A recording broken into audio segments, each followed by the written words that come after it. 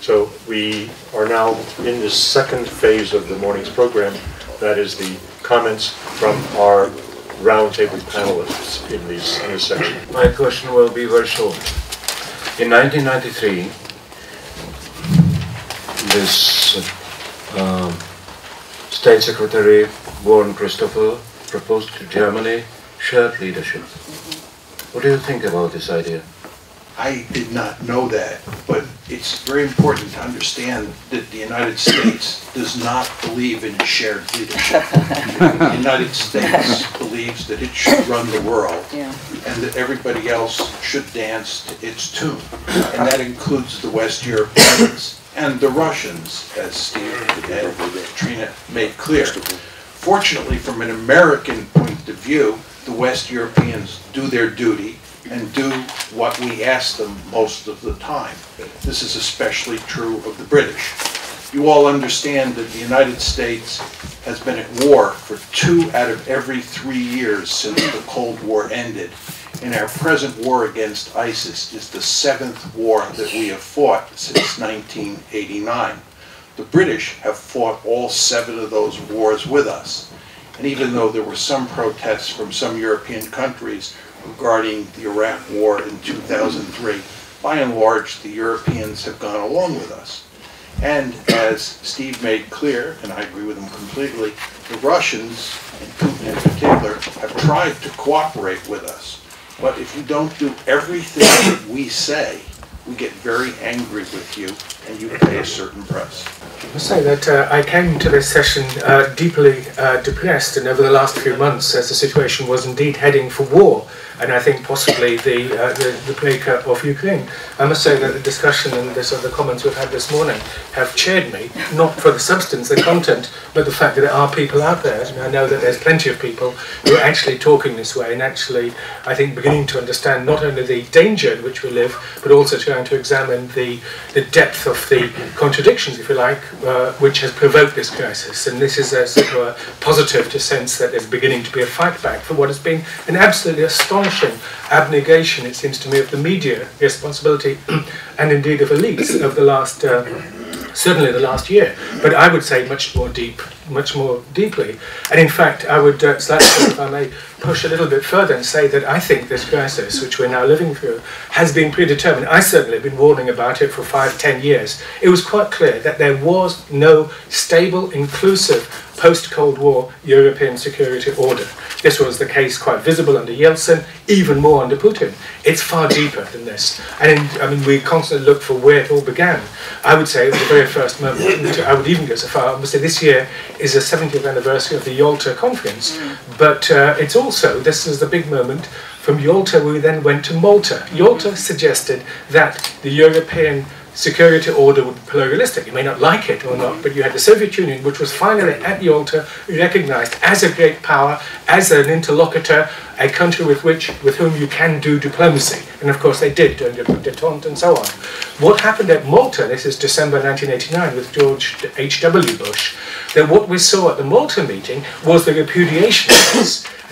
What we saw was what they call a power transition in Malta, where Gorbachev really was saying, look, the Soviet Union no longer wants to fight this Cold War, let's jointly enjoy the fruits of victory to establish a new type of world order which is inclusive, but building on a pluralistic order in which, at that moment, in December 1989, Gorbachev was still talking about a humane democratic socialism. In other words, there'd be a pluralism not only of states, but also of social systems. You'd have a socialist system and you'd have a capitalist system. At Malta, this fundamentally was, I mean, clearly a decision. We now know the documents are now coming out. There was no stenographic record at Malta, but we're now seeing what's come out.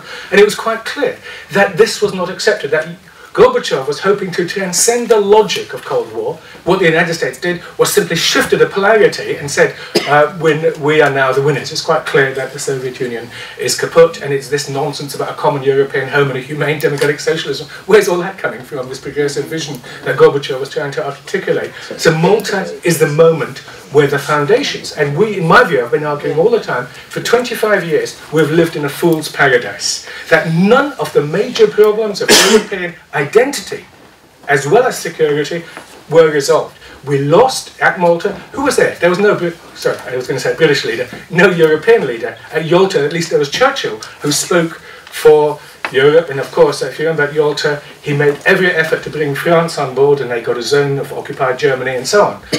At Malta, there was nothing. There was just the United States and the Soviet Union. And this, we've lacked a continental vision. And instead of which, Europe has become subsumed into this Atlanticist alliance. And so, and this third part that we heard, the three elements of it, absolutely essential. This security, hard security, European Union soft security, if you like, and what I call trans-democracy. This mixture of democracy as part of the European, as we're trying to build, democracies, is part of the attempt to achieve a European security order. So it was what we've saw for 25 years effectively was what I call a mimetic Cold War. Scapegoating all of what René Girard and others would say, externalization of problems onto the other, Saddam Hussein, Gaddafi, now Putin, in exactly this extraordinary collapse, if you like, of diplomacy. Katrina mentioned diplomacy. You cannot have diplomacy with a monster, so like Hitler and so on. And so this complete collapse means that we've got to a position which is far more dangerous even than I think our panelists have suggested. Yes, on the military side, yes, war is not excluded. We already have it. In the heart of Europe, who could have possibly believed that Europeans would mess up so big time to allow a raging war in the heart of the continent? That it is a moment for reflection, and indeed on the knees to Canossa, it seems to me, is appropriate. So this European dimension, so how do we go from this? How do we get out of it? Is to rebuild a vision of genuine continentalism. And indeed, let's go back even to Mikhail Sergeyevich Gorbachev, who's still out there, who's actually, as you know, he went to Berlin just recently, for the Berlin Wall anniversary in November, and he says, I'm going to Berlin to support Putin.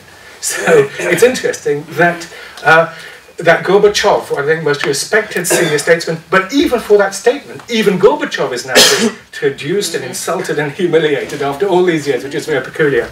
So the way forward is a genuine rebirth of the European continental vision. And I don't mean this anti-American way, or not at all. I mean in alliance with progressives, alliance on a continental, an Atlantic alliance, but certainly a vision of Europe taking responsibility. And here we are next door to the European Commission. And they have abnegated. I just had one final point, and that some of you may have seen the House of Lords report, which came out about a week ago, which analysed Russia-EU relations. And they used the term 3 times in the House of Lords report. So it was surprisingly good. Actually said that European Union sleepwalked into this crisis. Sleepwalk. Why did they sleepwalk? Some people have been out there warning for such a, so it's like they weren't listened to. And so I agree with the media, the collapse of media and elite and political class responsibility. Thank you. My name is Georgi Pirinsky. I come from Bulgaria. I'm a member of the European Parliament for the first time. My question to the very interesting presenters would be this. Ms. Van Heuvel, towards the end, said that there might be a window of opportunity opening having to do with this rush to rearm, I believe it was what you were referring to, and this concern, what is this leading us into? What sort of a perspective? Is there any chance that there would be any sort of an occurrence of the type of the long telegram of George Kennan of 1947, which would, if we are on the verge, already in a new Cold War, and on the verge of maybe it getting hot, somebody coming up and saying, now, wait a minute, let us see where we have arrived and what is in the best interest of the United States from here on. Because Yalta was mentioned, and Yalta certainly was diplomacy, and the major, item of contention was Poland, and it moving 200 miles to the west. Today it's Ukraine seemingly presenting this same nexus of conflict. So Could it be, by the way, I don't know whether you followed the broadcasts of the Nemtsov homage being paid, and there was an appearance by Chubais. And Chubais said, now, just let us all stop. Stop. The government, the opposition, the nationalists, the I don't know who's, and let us see where are we going as Russia. Well, the same kind of note should in some way be struck in the United States also, and in Europe, of course. And you mentioned Henry Kissinger, and you mentioned other people, and Gorbachev. Maybe it's opportune to bring all these people together, perhaps in Berlin, and get them very high profile, and in a very strong voice say, this is not the way we want to see the world evolving, and there is a much better way, so let's gather our senses and go in that direction. I would like Steve and or Gil to reply to this, because it does speak to the work you're trying to do with the Committee on East-West Accord. I have a somewhat unconventional view, because I do believe in who will tell the people. I do believe that fundamental change has come from people and movements, and what strikes me is, you must understand, hearing us, and you know that there are other views in the United States other than the elites, this is an elite-driven project in many ways. Survey after survey shows the American people are not as hawkish, to use a crude word, as the elites. But it is ingrained in the psyche as we head into our presidential election that you need to, as President Clinton once said, better to be strong and wrong than weak and right. Why weak? Again, speaking to the demeaning of diplomacy. But I do think there's an opening, because with the doomsday clock, the Bulletin of Atomic Scientists moving 3 minutes up, with the pushback against sending weapons, with the president, and I have mixed views, I don't share my husband's views exactly on President Obama. I think he has outsourced this policy. I also think that what happens is he's tried to some extent to restrain U.S. involvement in military interventions, but the pressure from a media political elite to go more hawkish, to go more military, we've seen whether it's with ISIS or in Syria. So I think the elite element of this is important, but you need messengers to go out and speak to people and explain to them this is not in the U.S. national security interest or in the world's, and that there are alternatives, because the instinct too often is to drive to war before all other alternatives are exhausted. So first of all, the answer to Mr. Cohen's question of Poles in east of Ukraine.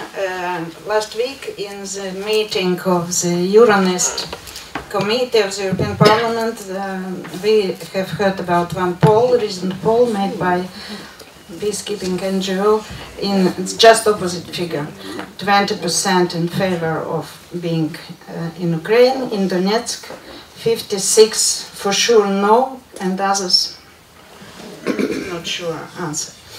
I would like to shortly represent myself, just to explain my position.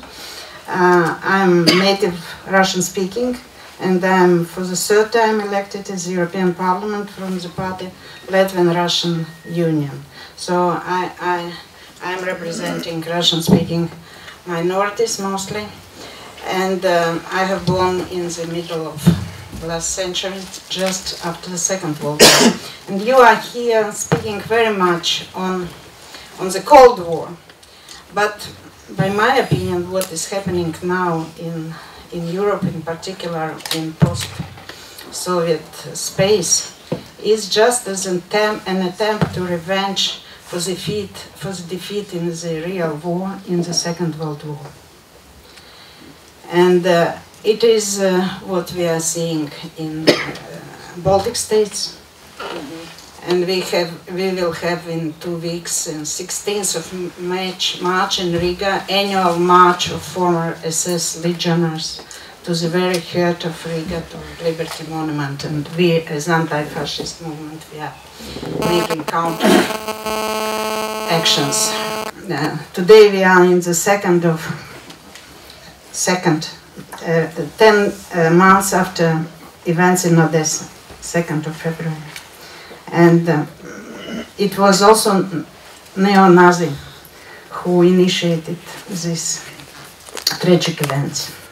In Ukraine also I have visited Kiev on the 2nd of February, and I saw the portrait of Bandera in the very center, and we know that all right-wing politicians who are now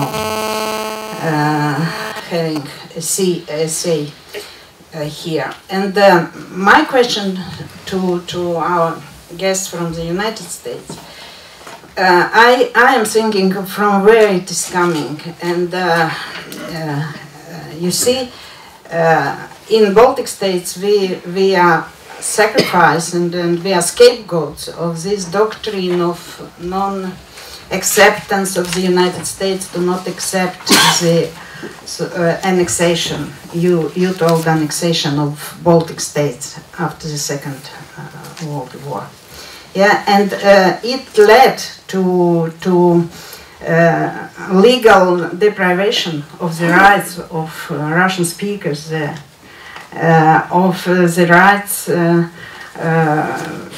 1/3 of residents became stateless, and then my mother, who came from Leningrad after the war, by marrying my father, she passed with this passport of stateless person because she was not a citizen of this pre-war state. And in Ukraine, we have now the same wording of occupation. We hear it in Moldova. We hear it even in Caucasus republics. So that is my father being a submariner, an officer, a Jew and a communist. He liberated Latvia from those who killed whole his Jewish family there. And he was titled as occupier in Baltics, and now all veterans of anti-Hitler coalitions are now blamed, and with those who were affiliated with Nazi are saying to be heroes. That's my question to you. I actually have done all the research for a book on the German killing machine in Eastern Europe between 1939 and 1945, although I've never written anything on it. And what amazes me, looking at Europe since 1945, is the extent to which the past has been put aside and people have seemed to have moved beyond what happened in Eastern Europe. If you compare the situation in Europe with Asia, it's very different. The South Koreans, the North Koreans, and the Chinese are still furious with Japan for its World War II behavior and the fact that it hasn't apologized in a meaningful way. In Europe, where there was much more killing by the Germans and others than there was by the Japanese and their allies in the East, it has seemed quite remarkable to me the extent to which Europeans have gotten beyond the past.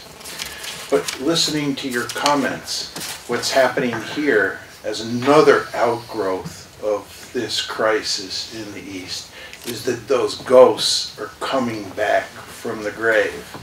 And if that is to happen, the amount of trouble that will be caused cannot be underestimated, because the amount of killing and ethnic cleansing that took place in Eastern Europe, or Central Europe, between 1939 and 1945 was truly staggering. Okay, excuse me for my English. I am Jean-Luc Schaffhauser. I am member of European Parliament, working in Foreign Affairs Committee. I was involved in the European Forum that made together all the forum against Russia, not Russia in this moment, it was the Bolsheviks. And this was the idea of Gorbachev with continental Europe and with two capacity of to be involved in one Europe, but two capacity too. And now I am thinking, can we make such a forum for peace and multilateral world? I think it's very important. Well, in Foreign Affairs Committee, we have only one voice. And this is the US voice. It's very comfortable. But we don't really have, we are not very, what can I say, analysts about the situation, about clever. And we have to think the world as it is, and not as we are only thinking of ideological point of view. And for this, I think if you can be involved such a forum with America, with China, with India, and with member of parliament, I think we have capacity on the right and the left, and in medium also. I was involved also in Parti Populaire Party, and I think of the French side we have much member of parliament who can understand us, and I think with Minsk II was a good. For peace, it was very good. It's like Minsk I, but more in details, and it's very good for peace. I was in Donbass for election also, and I think now we have to make really step by step for peace. And I think the best is to promote this multipolar world and make a forum and say on the world, now is the moment. We have to make a choice. Are we working for the third nuclear world, it will be a nuclear world, or are we working for the peace and the reality of the world today? And this is the most important thing. And I'm sure we can find 200 members of parliament who support this idea. Okay? So we have to do this. We have to do this. Thank you. First of all, my name is Arif Mamadov. I'm Organization of Islamic Cooperation representative to the European Union. I would like, first of all, to thank all the panelists for very interesting thoughts. But of course, some of us agree with some points, with some we don't agree. And what I disagree the most is that at this moment, pivoting American policy from Europe to Asia, Middle East is the worst possible scenario now. Europe and United States have been in marriage for a long time, and this marriage made so many children to divorce at this stage. And Europe today is too weak, and not before Russia or Russian exaggerated danger, but there is the biggest Cold War which is going on in the Middle East and North Africa. And I understand that both Russia and the West understand that how big challenges this Cold War could be for both Russia and Europe and the Western world.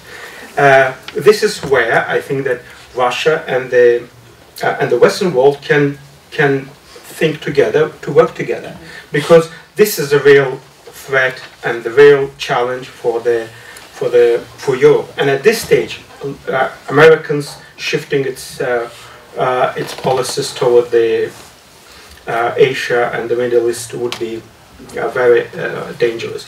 About arming Ukraine, I think that this would be a tragic decision. If anybody would think about that, it would be the biggest mistake, because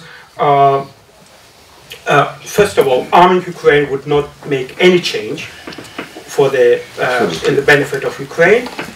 Ukrainian army is completely, it's very weak. It's not because of the arms. It is leadership is terrible. There is no good command. The economic crisis is enormous. At this stage, giving the arms, it is just declaring the war on Russia, and Russia would take it exactly this way. Even decisions to send military advisors, there are some decisions, to send military advisors to Ukraine is itself a big mistake. It is, for Russians, interpreted as we declare war on you. And this is very big danger. West and Russia have many areas where they can work together. American withdrawal from Afghanistan is a thing. Another thing is how to keep stability in this country. We know that Taliban is very powerful, and after complete pull out of the troops and from advisors, we can have completely new situation there. We have Daesh advancing in the Middle East. It is now advancing in Libya and in other areas. The more Western policies goes against Russia, the more Russia becomes aggressive in the areas where it can make pain to the West. And we see it that now Russia tries to take the void in Egypt. Russia tries to alliance with China, with other countries, with Iran. Iranian issue is not resolved. Yeah, that's all my comments, and I believe that there is a way to avoid the Cold War and to get a cooperative spirit of relation with Russia. Steve? Let me reply to a few things that were said. From my point of view, and this has been my premise for a very long time, and certainly during this crisis, and I leave aside Europe, there can be no real American national security without Russia. Without Russia as an essential partner. End of story. For many of the reasons this gentleman just mentioned, we could add nuclear proliferation, we could add everything. Therefore, what's happening now is the destruction of American national security. I have been the target of most of the attacks in America for objecting to this policy and been called Putin's apologist. And my answer is no, I'm an apologist for American national security, and you people are wrecking it. And you can go to Afghanistan, you can go to nuclear weapons, you can go to the Middle East, so you're right. The problem of how you bring this reality to the attention of the world, and some of us have thought about that, including Gilbert Doctorow, some kind of high-profile forum, we have to face the demographic reality. The people who could come from the past and tell us, stop, this is not what we had in mind, though I think Richard's absolutely right. After Malta, the United States was already beginning to plan on a world without Russia. In fact, Tom Graham, who became a national security advisor under Bush, wrote an article, A World Without Russia, just 2 years later. That didn't work out very well for them. But that generation, shaped by World War II, this is very important, has passed in America. Gorbachev is not well. He had to cancel a trip to the United States. Former President Bush, first President Bush, is confined to a wheelchair. He's not well. Reagan has passed. Henry Kissinger, who's with us in private, is 91 years old. The problem is that the generation that followed them was spoiled by a lot of the misunderstanding shaped by the events that my wife Katrina mentioned. There is a younger generation, well, everybody's younger than me, but there are younger people in America who have come forward, and interestingly enough, they're coming out of the conservative Reagan movement, who remember Ronald Reagan for 1985, 1989, as the man they think ended the Cold War, and believe that both parties have betrayed Reagan's legacy.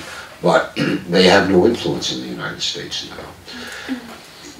Coming here for me is very important, very interesting. We Americans never see anything like the European Parliament. We have a 1.5 party system at most. The debates we have, if they have any substance, are so narrow, so bipartisan, that we don't hear the diversity of views that we hear in this room. There's another problem to which you refer. The narrative of World War II in America has been completely distorted. There has just been built in New Orleans the first American museum of the history of World War II, and its sponsors were the filmmakers Steven Spielberg and Tom Hanks. So if you've seen the film Saving Private Ryan, you know the American narrative. We had to come over to Europe in 1944 and get rid of Hitler for you. The Russian part of the war, the Eastern Front, where Hitler's war machine was destroyed. where Hitler's war machine was destroyed, doesn't figure in the American narrative. The reality of World War II is the Americans won the war in the Pacific and the Russians won the war in Europe, but that's been excluded. And I can tell you, as a person who taught 400 undergraduate Princeton students a year for 400 years, that when I would say that, they were shocked, unless Granddad had happened to fight in World War II, and he remembered it. You people have what Russians call živая historia. You still have it, living history. Not because we're a bad nation, but we're a provincial nation. We have a different attitude toward history. It started yesterday. So it is very hard to have this conversation, and then we don't have the multi-party, multinational kinds of political arenas that you have here. I want to make just two other points. What we have done, the United States in this crazy policy in Ukraine, in Russia, is what Russians call kick over tombstones. I mean, Odessa in Russia awakened memories that had gone to sleep. And when we kicked over those tombstones, Russians and Ukrainians remembered extermination squads. They remembered people being burned to death in buildings. Nothing was done, no investigation. Nothing, no investigation, nothing. But we don't have in America a sense of these historical demons. We just don't have them. Finally, I was going to say this to my colleague John Mearsheimer, but others have mentioned it. If America pivots to Asia, and in fact, America is just going around in circles, it's not clear where it's going to end up. Let's say it pivots to Asia. Who will it encounter in Asia? Russia. Russia is in Asia already. It lives there. Half of Russia is in Asia. And there was already the view in Russia, before the Ukrainian crisis, that the future of Russia was not with the West. The West could not be trusted. They should pivot to Asia. Now, they are pivoting as fast as they can. For every market they're losing, every bank they're losing, every credit they're losing, and for every oil pipeline. The Bulgarian gentleman from Bulgaria didn't mention it, but they have open arms, maybe not as much money, maybe not quite as high technology. They have already pivoted to Asia. So if we pivot to Asia, and they've pivoted to Asia, here we'll be again, only now in Asia. So this really is, I think, and professors are always saying this, but I feel this from, we are at a turning point in history. We're at a fork in the road. And it looks like the bad road has been taken, but there might still be time to turn back. But I think now you folks in Europe have to do it. You're not going to find this leadership in America now. I mean, we do what we can do, but really we have to look to you all and to Europe.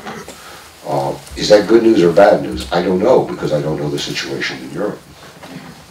So, thank you very much for this interesting discussion. My name is Liisa Jaakonsaari. I am from Finland, member of the European Parliament, and I don't believe that we can put history on ice. You said that we have to turn back, and some others said that the best situation is to achieve status quo. I don't believe that. We have to find solution from the future perspective. We are just in the European Parliament, in AFET committee, Foreign Affairs Committee, we are dealing with so-called INI report concerning the relations between the European Union and Russia. I think that's very important, and I would like to ask your advice from the American perspective and your expertise, that what would be those ideas that could in a constructive way show the way towards. It's in mind to find a kind of modern version of this Willy Brandt's, Egon Bahr's Neue Ostpolitik, where they really try to find common interests. And we have now in the world ISIS, terrorism, climate change, all this kind of common interest is how could we formulate this kind of challenges in a new policy. I read in 2 months ago, it was in Spiegel magazine interview from Mikhail Gorbachev, and it was interesting. He said that all the initiatives launched by Russia, European Union has said no, no. It's some kind of arrogance attitude from the European Union perspective, and I could see some leaders of the European Union who were so-called, as the Germans said, von oben. They always looked Russia von oben. And my question is really so that, do you see that, or it is naive to think that, for example, terrorism, climate change could make European Union and Russia closer, and USA as it is now? Thank you. I'm Fraser Cameron, Director of the EU-Russia Centre. Perhaps I give you an alternative view. But first, let me say I was actually present at the creation. I was actually a British diplomat during the 4+2 negotiations with Germany, and I was an EU official for much of the 1990s, dealing with Russia and with enlargement. So I was there, I actually saw what went on, and I can tell you there was no triumphalism, either in Brussels or in Washington. I can criticize the Americans as much as John or Stephen, but I must say for that Bush administration in 1991, they did a great job in dealing with the end of the Cold War, and the overwhelming feeling on both sides of the Atlantic was one of relief. Relief that it was over, relief that one could start doing other things on the European side, get on with the enlargement process. The Americans were sidetracked in Kuwait, remember, but there was no sense of triumphalism. What did we do? We actually brought Russia into the G8, into the Council of Europe, before they were ready for either. So this was hardly a sign of, the Europeans wanting to do down Russia. What we did get wrong, I think, was supporting Yeltsin in '96. Instead, we were frightened of Zhirinovsky and Zyuganov, backed Yeltsin wrongly, I think, in terms of the way we let the oligarchs get control. But again, this was not a sense of trying to defeat Russia or do down Russia. We can be criticized, I think, perhaps for ignoring Russia, but we didn't actually tell Russia, you must go and accept the advice of the Chicago boys. They actually wanted that advice themselves. So triumphalism is a red herring. Secondly, Richard spoke about the idea of a European security system, and this is supposed to be the title today. Well, we've actually got one. It's called the OSCE, of which Russia is a member, but we have not been able to make it work. And you ask yourself, why? And the answer is we have very different views about the principles on which European security should be based. And this was exposed very clearly by Angela Merkel when she said to Dmitry Medvedev, okay, you want this? Prove it. Let's see some action on Transnistria. Very small area where we can work together. Prove it. The Russians were unable to take any action. We didn't move forward. You have Russian troops in Moldova, in Georgia, Ukraine. So is that the kind of security we're talking about? So the fundamental question I have for John, Stephen, is quite simple. Do you actually think that in Europe we should have a security system based on the individual choice of citizens under a democracy? Or do you think it should simply be sphere of influence, and to hell with what the hell the majority of citizens think and want, whether it's in Ukraine or anyone else? Sphere of influence or democratic structures, I think, is the main question. And for Katrina, the media, you rightly criticize the American media. They've done a terrible job in many issues. I agree you can't have a decent debate on Russia or Israel or Iran. But what do you think about the state of the Russian media? Thank you. I would just abuse my privilege as moderator to make one small remark that the triumphalism is not a subjective issue. If you wanted to take it a little bit later, in the unsuccessful re-election campaign of Bush Sr., he made this a point in his platform, that we had won the Cold War. I am Daniel Stevens, Vice President of the Chamber of Commerce for Russia. In the reply to the first question, Mr. Mearsheimer told us that the US point of view is to be, in fact, the leader. And I share this opinion because I think that at the end of the USSR, the world who was bipolar, who was with two poles, became with only one pole, and it was well told at the fall of the buildings in New York when Bush told there are those who are with us and those who are against us. It's exactly the same as told the Imperator of Rome when he told there are the barbares and there are ourselves. And I think this is psychologically very important. And my question is, do you share my point of view that the United States, or at least many peoples in the United States, try to divide for better ruling the world. That means try to oppose the European Union to Russia.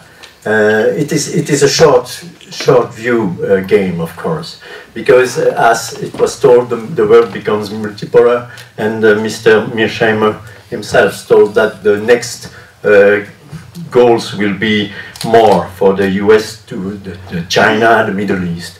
But still, I think that for the moment there are too many peoples in the United States who try to push even maybe towards the war, because they think that it would make stronger the United States if Europe, and especially European Union and Russia, becomes weaker. Mr. Cohen told us that the European Union should be more independent, but my question is, do the United States also could they make some efforts to change also in their psychology? Thank you. My name is Yves Mollin-Labruyère. I'm working from the European External Action Service. And believe me, it's not so easy to speak about Russia, to speak about Ukraine today. And I'm tempted to begin my intervention with this reference. It's a question of seduction. Seduction. I didn't, but some of my colleagues organized recently a seminar with some participants coming from Russia and from Ukraine on conflict and culture. And some participants were coming from Donbass directly, but fortunately or unfortunately, they went through Kiev, where they lived for a couple of months. And quite surprisingly, they showed us some pictures of what were their first association activities in Donbass in favor of a free and democratic Ukraine. But we saw those people, those gentlemen, those ladies, very well dressed, blonde, apparently very prosperous. And they admitted that after a couple of months, they were sponsored by Western institutes, foundations, and so on. And they decided to move to Kiev.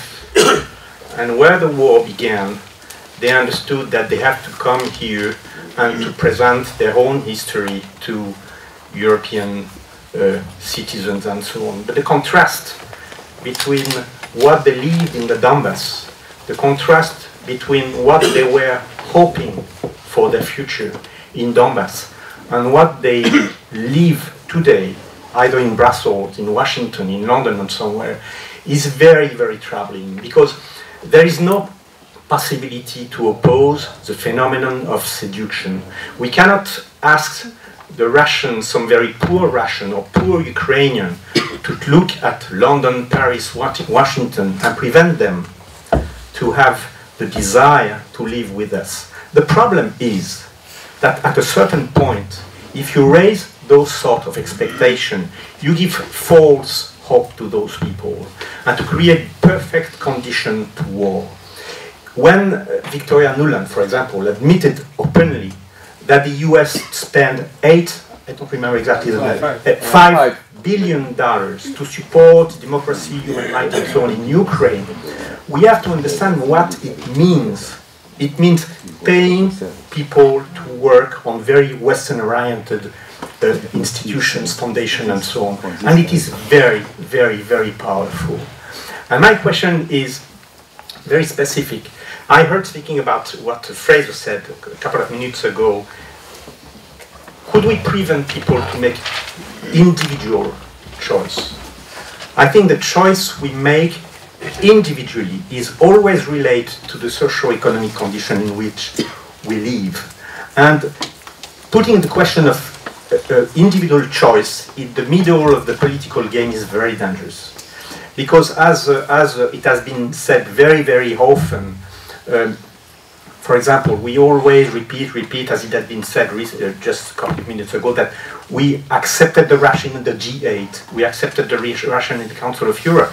But my God, what could have been a situation where we could have said no to the Russians? It is a clear legitimacy, but by contrast, as I see as a long-time analyst in the European institutions, the Russians put on the table twice a very serious and very structured project for new security architectures.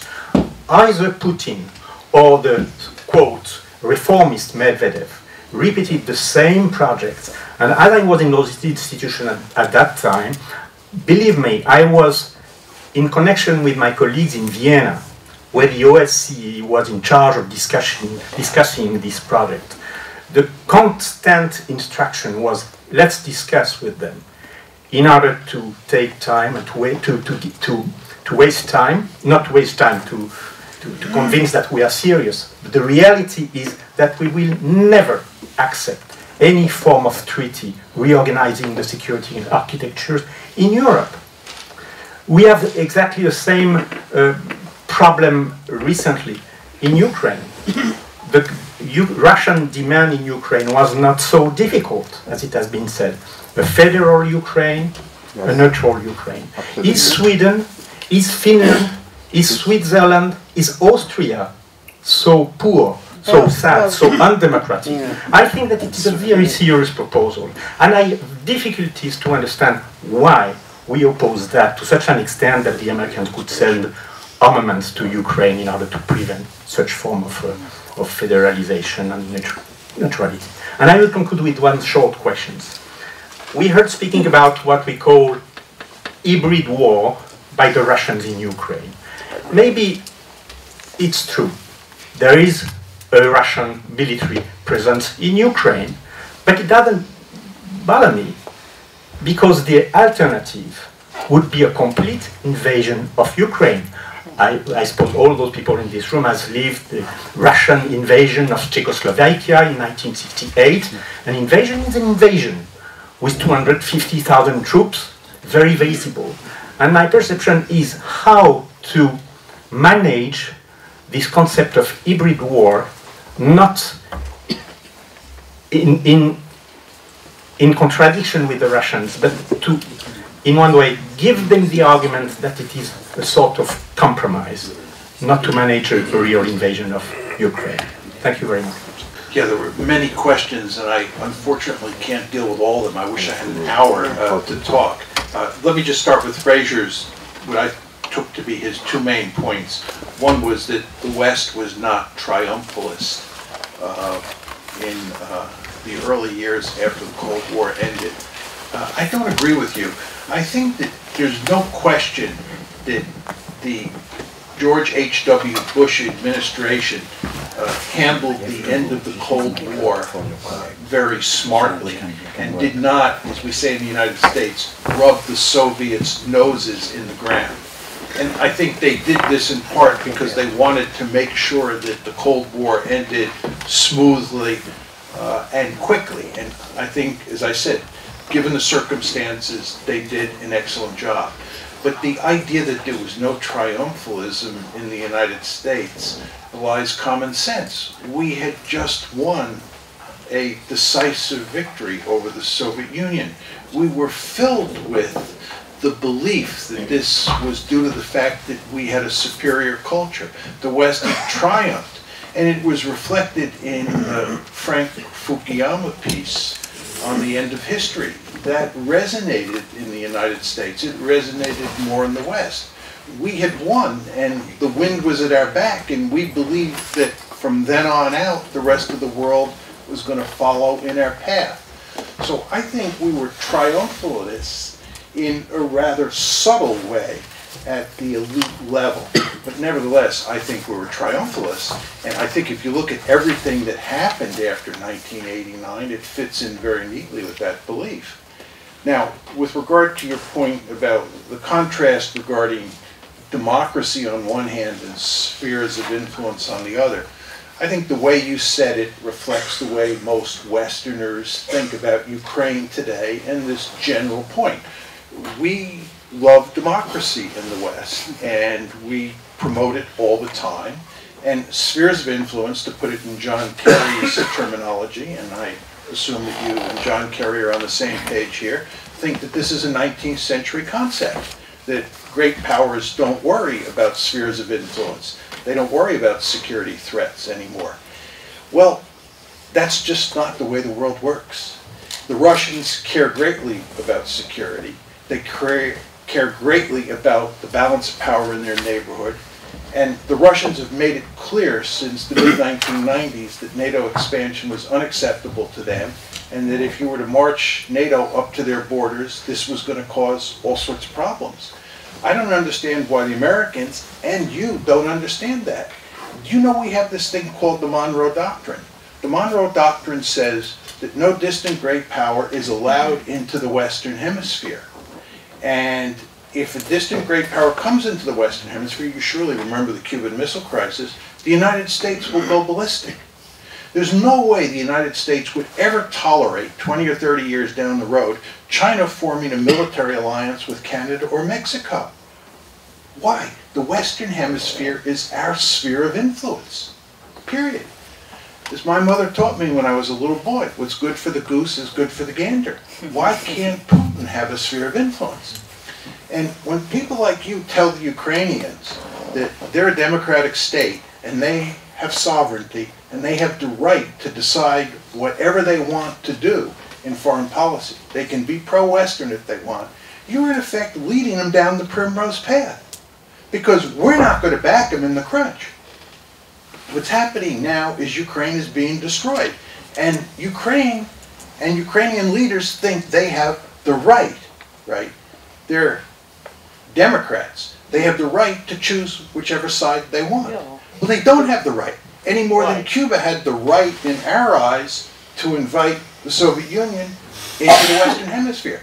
Any more than Taiwan today has the right to declare its independence. Any more than Mexico and Canada would have the right 20 or 30 years down the road. It's just not the way the world works. And I think if you're not realistic about this, the end result, again, is you're going to lead Ukraine down the primrose path. And that's actually what happened. I actually have a somewhat more benign view of what you said, in the sense that I think you raised the right questions. I mean, these are the questions that are being debated. My answer to you would be as emphatic as Professor Mearsheimer's, because I see things with his help on this issue the way he does. The reality is, and I remember this moment because my wife and I were in Moscow, the first President Bush was a kind of a transitional figure in this triumphalist moment. He was torn both ways. And when the polls showed that he was losing to Clinton, he played the "we won the Cold War" role. And I think we were in Moscow at the time, and when Gorbachev heard this, he felt so betrayed that Bush would do this, and said to us, do you think Reagan feels that way? Because he always said that Bush and Reagan and Thatcher were his great partners, and Mitterrand and the rest, but he particularly focused on the Americans. So, you know, I agree with you, there was a turning point moment. But if you want to know, and I don't know how exposed you were to American political and mass opinion in the 90s, but if you want to know the reality of what Washington was thinking, all you have to do is read Stroke Talbot's memoirs. I suppose it's okay if I say use a word that you're not allowed to use in the American media. But Clinton said to Strobe, well, I guess we'll shovel some more shit down old Boris's throat.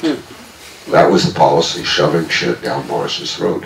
What they told you Europeans and Brits, they may have conned you. I don't know. But this was the idea. Why they got this idea, I don't know. Now, you do make an important point, though, it seems to me, on the question about people, democracy, media. Let me formulate this. I don't know if John will agree with this or not.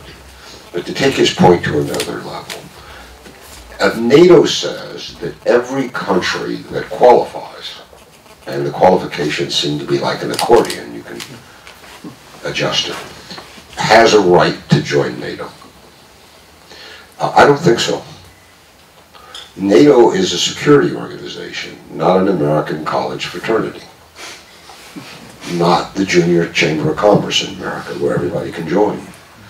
NATO is a security organization, and the essential criterion of whether a country joins NATO or not is whether it increases or decreases our security. The expansion of NATO has gutted our national security, and it's gutted yours. And the attempt to bring Ukraine into that, and that's what this has all been about. It's been about this from the beginning, would lead to war with Russia. If your idea of security is war with nuclear Russia, then by all means bring Ukraine in right away. The warning sign was set in 2008 in Georgia. Saakashvili was led to believe, as John said, that we would be there for him. And rightly we were not. So when we think about NATO, and I'm among these people who believe, though I know it's not going to happen in anybody's lifetime because it's the biggest welfare state in the world, NATO is not going to be abolished. But the understanding of membership, if it's a security organization, has to be whether it's a plus or minus for security. And we've had 15 years of learning that expanding NATO toward Russia is a minus in terms of everybody's security. We are in the worst international security crisis since the Cuban Missile Crisis, and it's about NATO, so it's time to draw those conclusions. One last point about the Russian media. Katrina and I lived among Soviet dissidents in the 1970s and 80s. We had our visas taken away by the Soviet authorities because we were too busy with Soviet dissidents, bringing manuscripts in and out. But we do believe that we have to pay attention to the voices in Russia. But it's not our job to help them win their political battles. Russians didn't come and help American black folk get full rights. They didn't come and help American gays get their rights. We Americans do it ourselves, and Russians have to do it themselves. And I'll give you one last perverse, depressing piece of news. I read the Russian, I don't watch much TV, but I read the Russian print media across the spectrum. From Novaya Gazeta to Sovietskaya Russia and Zavtra, from the left to the right. There is more criticism of Putin's Ukrainian policy in Russia than there is in the American press of American policy. That makes me very, very unhappy, not because of Russia, but because of us. I want to just make 2 points, picking up on the important words of Richard Sakwa and the MEP from Finland. You know, part of what we try and do at the nation is lift up alternatives. And to hear Richard Sakwa remind us of the genuine vision of continentalism that Mikhail Sergeyevich Gorbachev laid out decades ago reminds of missed opportunities. They're not lost opportunities, and I think we now have a generation or two which has not heard the ideas, which link to your thoughts about how do we build common ground around issues. We build common ground by beginning to lay out what a new security architecture would be. Until people see something, they won't come to it. They see now failure. They see discredited security architecture. I think the Eurozone crisis may also force things. No one has mentioned Syriza or even Podemos, which may win in Spain in the next elections. The leader of Podemos was in New York recently and was asked about the relationship with Russia, and he said, I have no use for Putin, but Europe needs a good relationship with Russia. There's an understanding there. So I think the idea of lifting up what were opportunities is important for a new generation confronting climate, confronting ISIS. On the media question, I think, Mr. Cameron, if you listen to my remarks, I concluded by my belief in dissenting voices and freedom of speech. And having been involved with some of the opposition newspapers which still exist in Moscow, writing about those, the nation committed to freedom of speech, I don't think one needs to distinguish between criticizing the US media, for which we want to uphold in the spirit of the best American values, and understand that in Russia right now the media is under terrible stress, and if the Cold War we are witnessing unfolds in even more brutal directions, that space for freedom of speech becomes ever more narrow. Well, in closing this meeting, I'd like to thank our panelists for very substantive and very intellectually stimulating presentations, and I'd like to thank our audience for enriching this discussion.